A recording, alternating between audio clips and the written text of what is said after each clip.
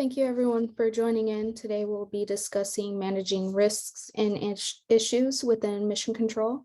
If you have any questions, please feel free to put them in the chat or the questions chat box, and I'll be more than happy to help them during the or go over them during the demonstration if it's relating to risks and issues. And then if not, if it's another question, we'll have some time after the demo to go over other office hour questions. All right. My name is Lexi. I am a senior customer success rep with Aprika. I've been with the company a little over 2.5, 3 years, and in the ecosystem for a little over 4 years. I am usually covering success or support in some kind of way, and will be your host for today. On the agenda, we'll dive into the features that help you mitigate potential risks and track and resolve any issues that have been identified on your project. Our objectives today will be to understand how to create or manage risks on the risk log, how to promote risks to issues, and then understand how to create and manage issues within the issue log as well. So what is a risk? A risk is an uncertain event or condition that, if it occurs, has a positive or negative effect on your project's objective, schedule, or budget. And an issue are problems, gaps, inconsistencies, or conflicts that occur unexpectedly during your project life cycle. Okay, so knowing that, let's go ahead and get into a demo and work through how to create those items on your project. So we'll start with the risks. There's a few ways to create a risk. You can do so directly from your Launchpad in the Mission Control console. You can navigate directly to your risks object and do so from there. And then if you need to navigate to your risk log, you can do that from the navigation as well. Now that'll open up the component for all of the risks that you currently have open in your system. First, what I'll do is go into a project and just show you how to create those risks from your risk log in your project overview. So your risk log tab is here in the navigation. You can also create one from the related list, but it's best to do so from here. And you have a few features here within your risk manager. So the first tab that you'll see is a summary tab that has a few different charts. So you get your risk matrix that compares your risks by probability and impact. Your risk summary. So this totals up the score for a risk based on the probability and impact. And then whatever score that is, we'll put that into a bucket in that risk summary. And then you'll also have risk summary by category. So once you start specifying further information on your risks, you'll get a category summary as well. And then you also have a risk summary by status. So is the probability of this risk happening increasing? Is there no change, or is it determined that this risk will happen, we'll need to promote it into an issue, and so forth? Okay. Now you can create a risk quickly by using the quick add bar here. So see, for instance, we might need to extend the project timeline. We're not sure if this may happen, but something might have come up in a customer meeting or so forth. So we entered in the risk name. You can either hit enter or click the plus button here. Now, if you have any validation rules or fields that are required on your risks, like you have some customization in there, then once you enter in a name and hit enter to create the record, you'll get a new risk screen to populate the details that are required, if there are any requirements. So now you can see we have this risk line, but there's no further information populated on that. So what we're going to do is hover over the risk, and you can see that I'm hovering over it by it turning gray. So we'll select that risk and then open up the risk detail. So this is where we're going to add further detail and information on that. Now, this checkbox at the top would be to mark your risks complete. You can also mark it complete from the list here in the log. If you do mark it complete in any of those places, you will need to come in and edit the record and change the status if you are no longer wanting it to be complete. Okay, so let's go ahead and edit our record detail and add further information. So who's going to own this risk? Is it related to a certain phase or action in the project? You'll want to select the date that it's been identified, the current status, and then if you have any external project status report or your client read-only page and you want to share that with your client, you can also choose to include or exclude the risk from there. And then you might need to add further notes. So someone's going on leave and the timeline may need to be extended.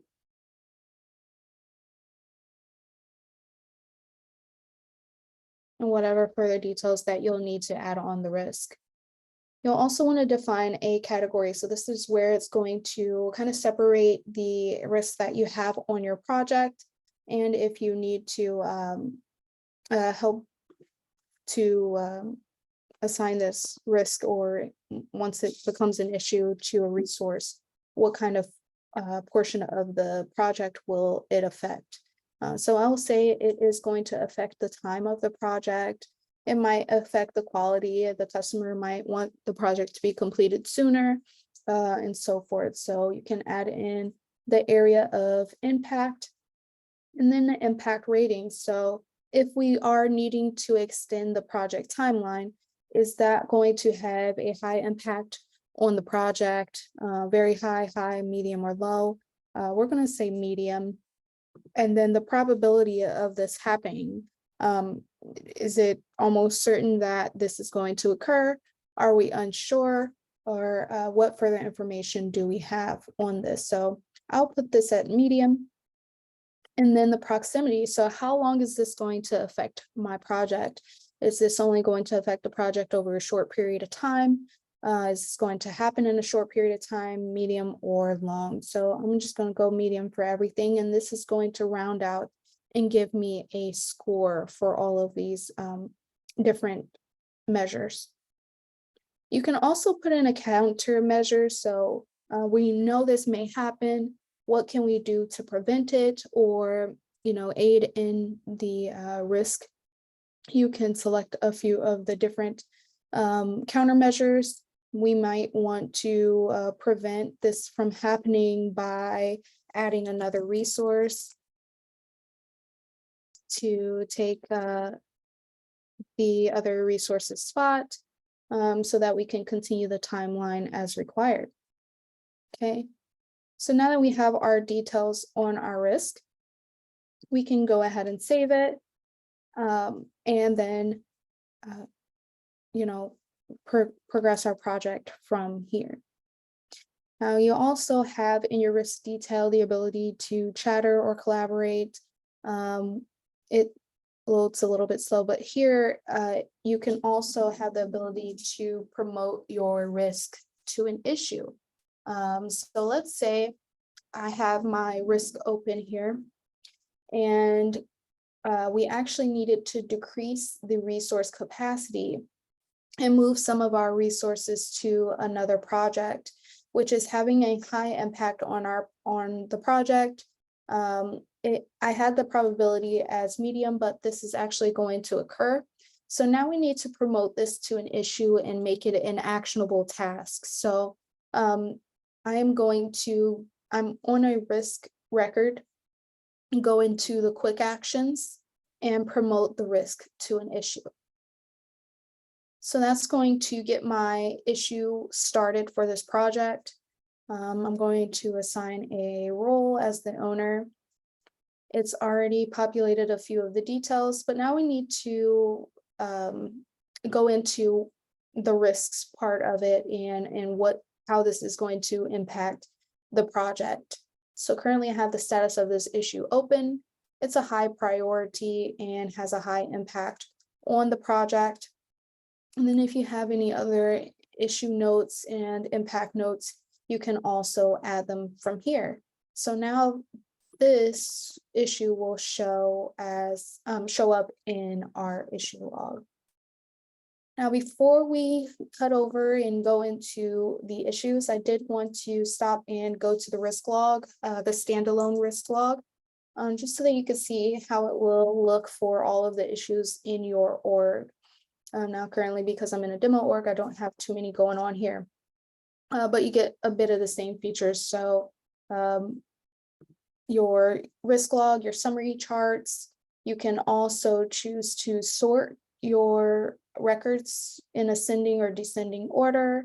You can filter or sort any of the categories here or any of the columns here by clicking the blue hyperlink, and it will put the items in ascending or descending order. You can also filter your risk log by your list views. So if I went into my risk object and I created a particular list view to view my items, then I will also be able to select that that list view from here. Getting back to the project detail, you'll have just the risks relating to this particular project. So you won't have the ability to change the list view or anything like that. All right, so let's go ahead and get into the issues. In one moment here, we got a question.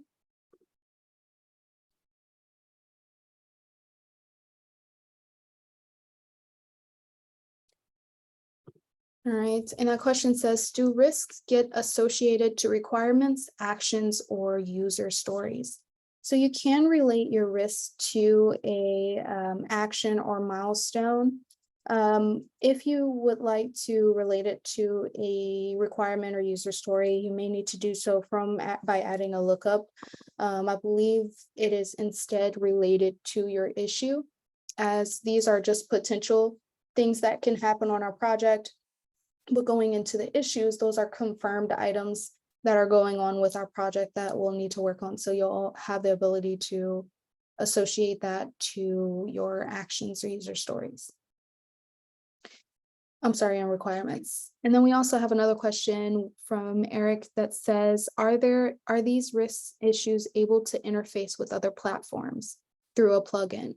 So yes, you can integrate mission control with other interfaces. So if you need to move metadata in between systems and automate creating risks and issues, or you might need to share these risks and issues to an external system, you can set that up within the Salesforce settings to integrate.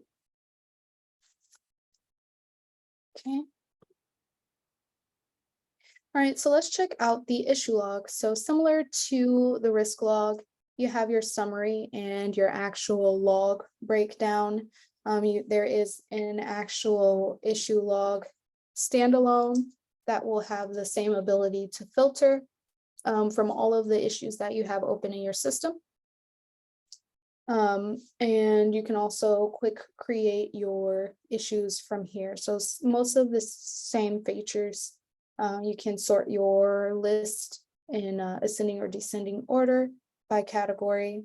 And what we're going to do is actually review the issue that we just promoted from a risk. Okay. Okay, so before we do that, just a quick overview of the summary. You have issues by category, by status, priority, and impact. Then again, we're going to hover over the issue that we've just created from a risk.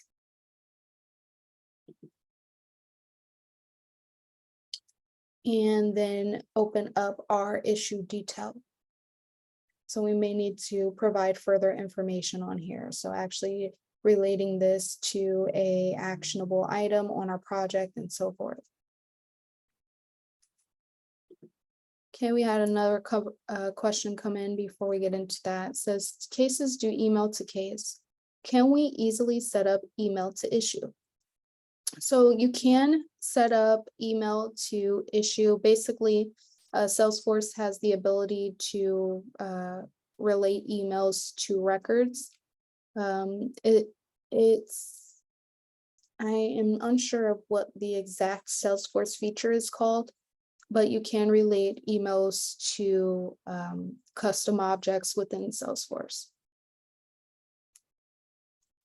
All right, so getting into our issue detail, we're going to select edit and provide further information. So we have this issue assigned to our issue owner in the project and other details that we've created previously. You can also associate this to a particular action or create a new action. So I might have a new task that I need to do to manage the project, reduce the resource capacity, find a resource that works better for the project, and so forth. So I might need to set aside some action or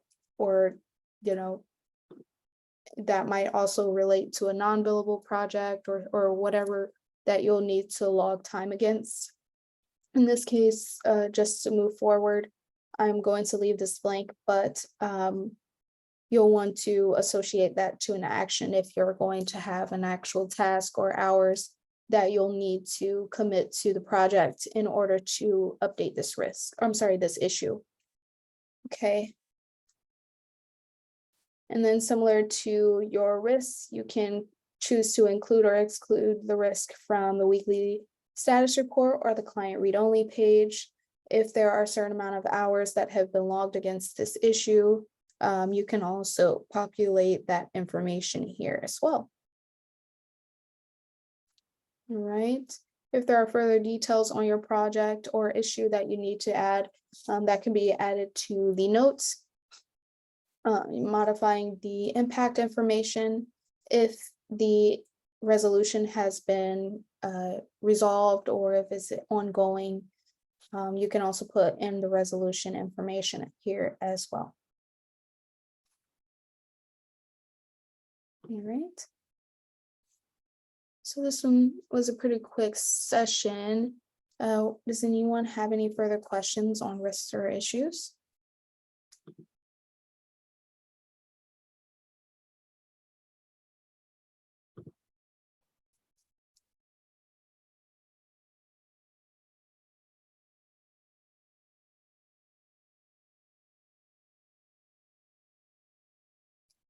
Thanks, Victor.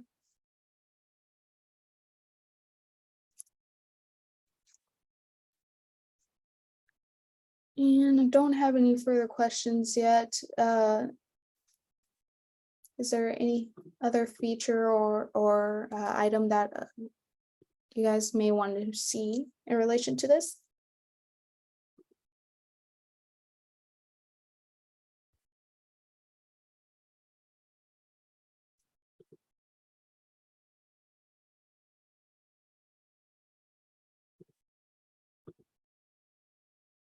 And also just to double back on a previous question that was asked regarding risks and issues and if they are associated to requirements, actions, or user stories.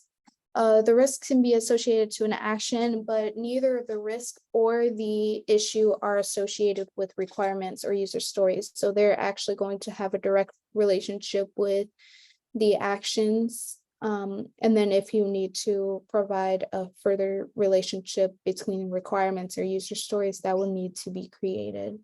I don't see any related list or anything on the interface that shows it's already associated.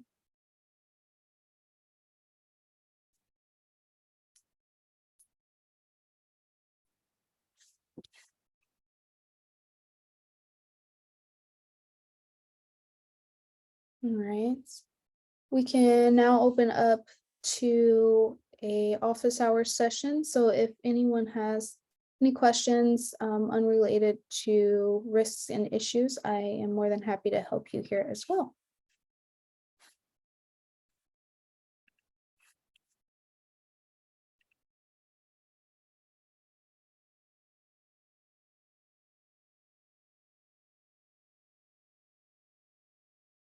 And then again, if you have any questions or, I'm sorry, any recommendations for other Cosmo Campfire sessions, um, I would be more than happy to take those suggestions as well.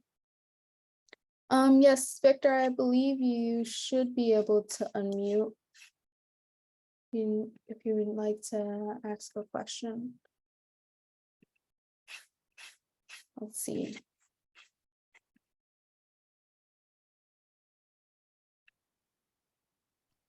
Oh, there we go.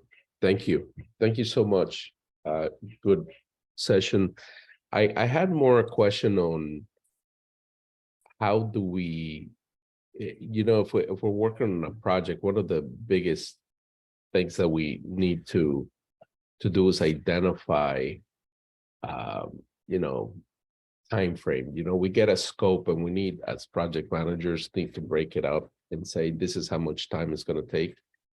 Is there like a best practice on how you guys can go through, or how do you set up a project quickly to kind of estimate risks, efforts? How do you go about reporting this to somebody? Because I love the features of putting the actions and the timeline and going through all of this. The challenge I'm going through right now is a project doesn't get created unless the opportunity is retain one.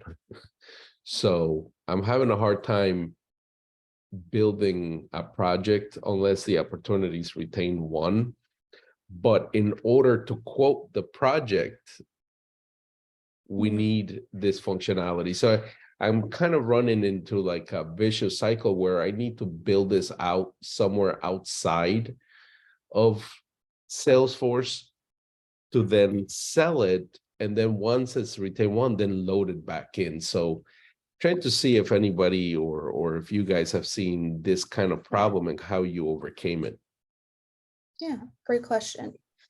There's a few tools I would recommend. So from a capacity standpoint, if you are not in the point of your opportunity timeline where you are close one, but you're wanting to see, what are the billable costs or the internal costs that may occur. And of course, I wouldn't have this feature set up in this dev org. There is a manage forecast feature that I'm going to try to quickly add to the layout really quick. That will allow you to soft book your resources towards a scope. Now, in a sense of how many hours it may take to complete a project or to complete a scope for a customer, you may need to set up like an implementation project as an example, or a template project where you have multiple milestones that might have similar tasks that you'll need to complete in order to carry out the project and so forth. And that will give you a better idea of the hours that it may require to complete the project if the opportunity is closed one. You can also build out a project by associating products to milestones, and auto-generate your project from there. So hopefully this is the right layout. Don't want to take up too much time setting this up. All right, there we go. So if you needed to soft book your resources and want to see how that may affect your capacity, you'll come into this manage forecast page, and you can associate hours for resources specifically to this opportunity. So a project isn't actually created and it's not actually pulling from your resource bucket of hours, but at least you get an idea of maybe the amount or cost that it may require to complete the project. So I might need 20 hours for Chris to contribute to this project. And we're estimating it's going to start at the beginning of the next month and be a total of 10 working days. So now I've soft booked my resource. And of course, you would probably have a further breakdown But then I also get a forecast of billable costs, non-billable operational costs, profit and loss, GM percentage, and so forth. So that would help on a capacity standpoint. And then if you're generating your projects from opportunities, you can also set up milestones related to products. So this might take a little bit to actually set up because you have your price books and so forth. And I'm not sure if I have this set up here all the way. But say I have milestones with particular tasks that may need to be completed on an opportunity, then I can see the related items as I'm building out my project plan. And I Got don't it. it all set up here, but No, I got, you gave me two good ideas. yeah, Thank you. so that'll break it down a little bit for you. I do know we have another customer who kind of sets, they have a custom object set up with fields similar to your project overview or breakdown that says, okay, to carry out this opportunity, we need this task done, which we estimate will take a total amount of this many hours, and it will cost, this much for these resources and so forth. And they just have that as like a related item on your opportunity. But setting up your products and things like that from an opportunity may be a good way to scope from the tasks that you already complete in your projects, or you might already have on templates. Got it. It's fantastic. Thank you so much. Problem, happy to help. All right, do we have any other ones coming in? All right, I have one more. What is the future roadmap for phases? Will it be cloned as a part of a project in the future? We would love to see them better integrated into the project itself. And related to that, is there a way to view the development roadmap for mission control? Can we vote or submit suggestions? Awesome, and thanks for the suggestions on future Campfires. PMO dashboards and metrics and so forth. So to answer your question, we actually are including quite a bit of updates for the phases on projects. And I might not have this set up in this org. Yeah, I don't think I have any phases added to any of my projects yet. But we will add in further capabilities to like modify the timeline. If you need to clone, include your phases in your project clone, that will be something that we're including. And then there's further updates in our next release, which will be within the next month or so. And then we don't have a external roadmap, but we are working on a similar upvote idea for our customers to be able to basically prioritize the feature requests that we receive, what will be more beneficial. So we do have something in the pipeline coming for you to be able to vote or submit suggestions. As of right now, we're taking everything in manually. So if you send in a support ticket, a live chat, or any kind of communication, then we can get your feature requests submitted, and then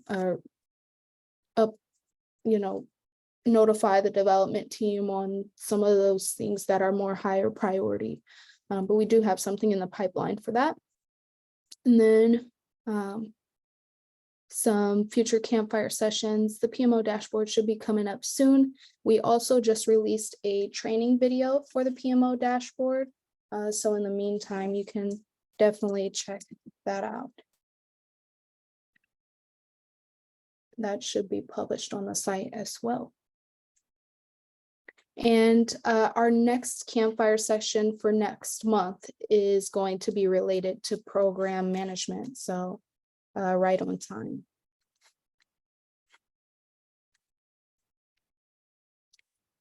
PMO dashboard should be in here somewhere.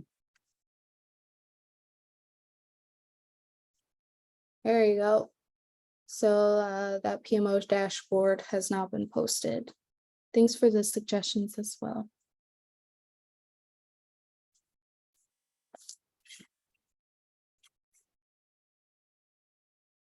All right, can the risk log be created as part of the opportunities so that risk costs can be included in the pricing?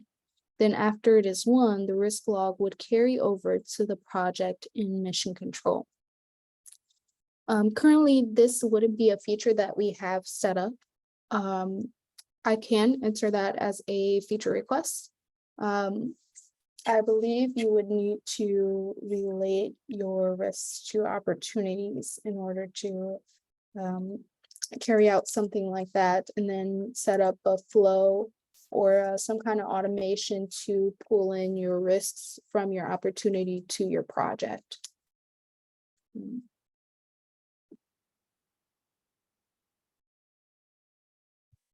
It's a great question.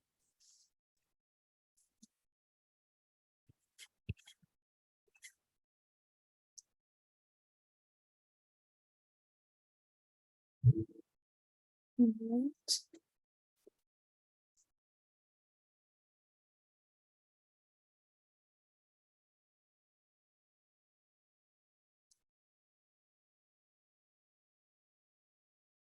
All right, so gonna go ahead and wrap up this session as we don't have any further questions in the chat box.